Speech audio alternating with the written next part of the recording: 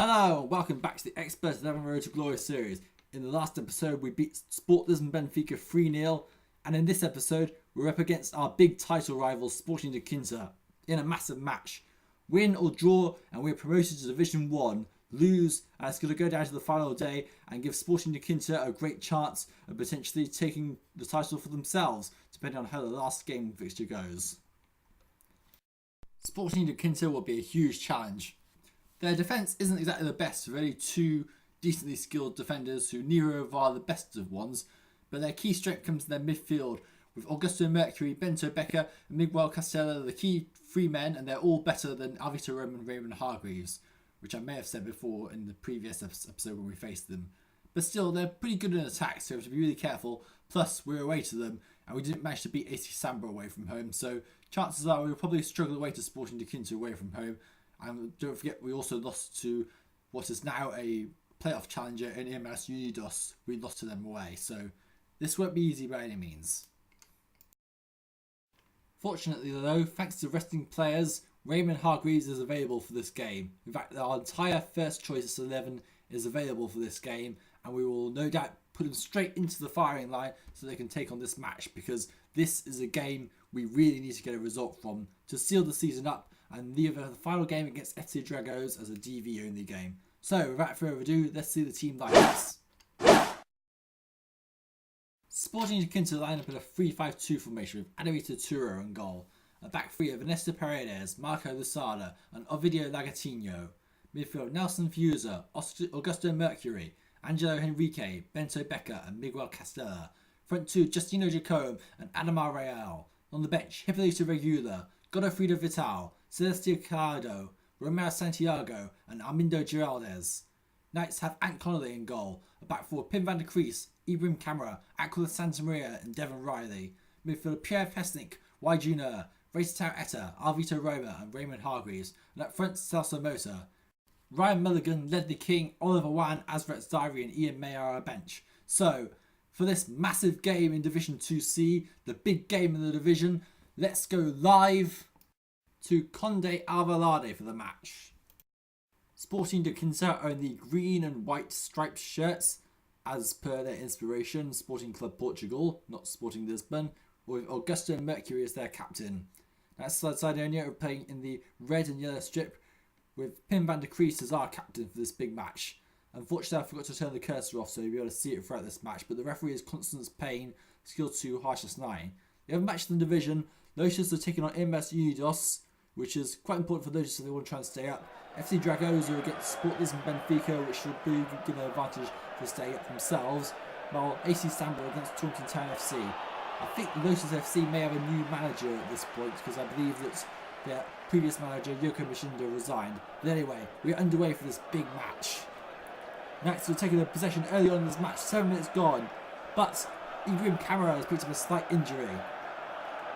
24-year-old Ibrahim Qamara picked up a slight injury. He's been ever present for us this season, but he's picked up a bit of a limp here, as we can see that there's already been some goals, as FC Dragos are already 2-1 up against Sport Lisbon Benfica. Card in the 30th minute for Barcelona. Raymond Hargreaves and the yellow card of elbowing. Closely fought match in the first 30 minutes of this match as Adalberto Turo, the Sporting da Quinta goalkeeper, has been injured. Now this is a huge turn of events.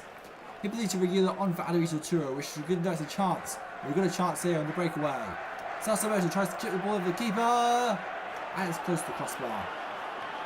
Macedonia had a good chance to try and take the lead there against the reserve keeper in Hippolyto Regula, but unfortunately they could not take it and were struggling to create more chances. And at the end of the first half, it is Macedonia 0, Sporting da Quinta 0, and that's having the only chance of the game so far. A promising first half, but we need to put the pressure on a bit more, force the game a bit more if we're to stand a chance of winning this one, because we're not really doing enough at the moment to warrant our position whatsoever. Other match in the division, well, the only real match of interest is the fact that the Dragos are up against Sport Lisbon Benfica, and as things stand, Lotus FC and Taunton Town will both be relegated. As we're about to go into the second half now.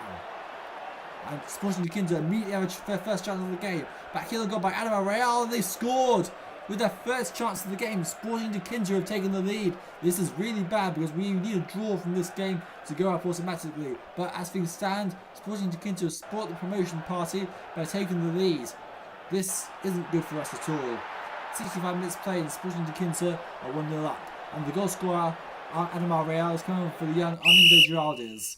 As FC Dragons are forward up against Sporting Lisbon Benfica, and the efforts of Torton and Lucius are futile. Augusta Mercury, close shot from outside, there's no problems for the keeper. Well, there's just 19 minutes left, because if Naps cannot find an equaliser, this is going to the final day and we risk not going up automatically at all. Augusta Mercury hits the crossbar. Sporting da Quinta really taking control of this game and are really showing why they are our nearest title rivals this season. A free kick for Sporting da Quinta. Shooting goal by Nelson Fuser. Now they miss. Well, the Portuguese side are really causing us many problems at the moment, and we really need to up our game. Justino Jacome steers the ball towards the goal, and it's easy for Ant Connolly to save.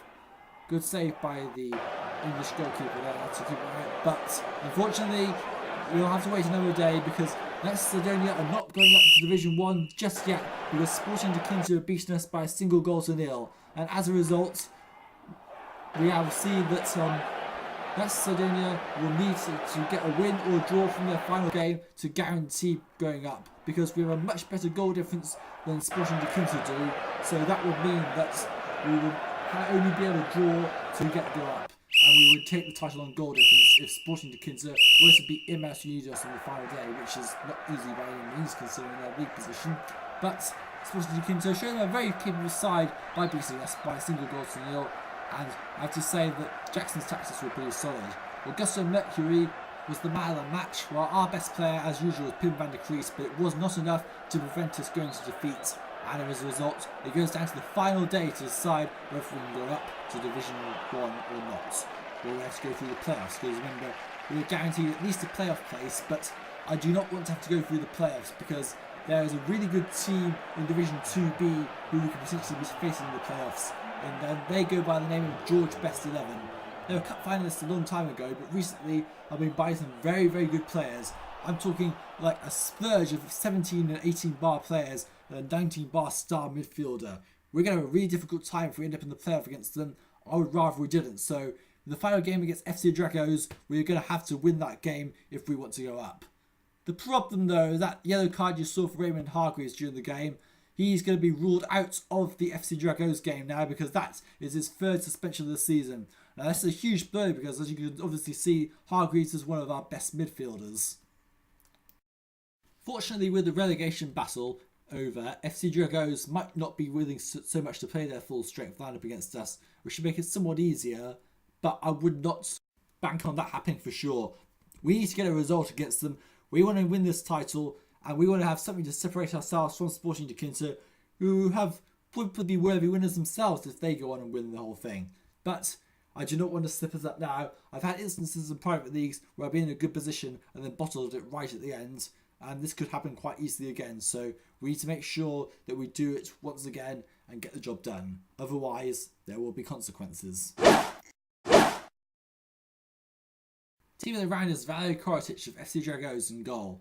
Back four, Ronnie Kruis, AC Samba. Roy Arthur, MS Unidos. Pim van der Kruis, that's Macedonia FC. Emiliano Milario, AC Samba. Midfield, Augusto Mercury, Sporting da Quinta. Pavel Oliveira, FC Dragos. Miguel Castella, Sporting da Quinta. And Marcelo Losada, AC Samba. Up front, Justino Jacome, Sporting da Quinta. And Adama Real, Sporting da Quinta are the front two. And their manager Jackson was the manager of the round, and I can't really complain because, quite frankly, his tactics are much better than ours, and he deserves to win that match. Often in these big games, there can be some sort of mind games going. You might think you should have done this, you should have done that, all because of the waste of the entire occasion.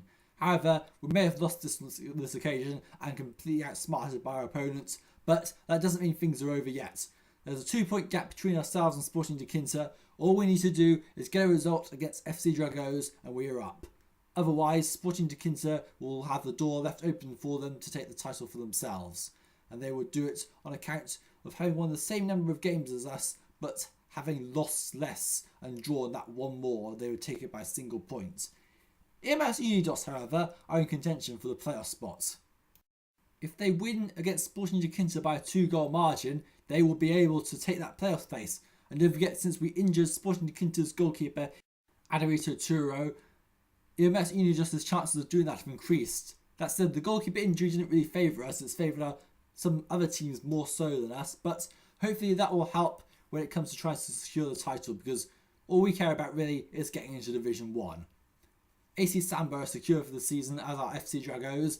Taunton Town and Lotus FC are both relegated, Lotus losing their manager in the process. Taunton Town were in promotion contention last season, but they're going to drop back down to Division 3 after a reasonably short stay at Division 2 level. And Sport Lisbon Benfica were never really in it whatsoever. They'd been relegated after losing 5-1 to FC Dragos. And as a result, their shadow side go immediately straight back down to Division 3 and will probably continue on a rebuilding process. Anyway, that's it for this episode. We couldn't quite do it this time around, but next time around is the season finale against FC Dragos. Or will it be the season finale? There could still yet be a playoff. Well, if it is the season finale, you will probably know. If not, then I'll try and include the playoff match in the same episode. Either way, I will try and make sure that we can get a good finale going on for this series. See you guys next time when we find out if we are going to go up to Division 1 and move that one step closer to becoming an ultimately top flight side. Goodbye.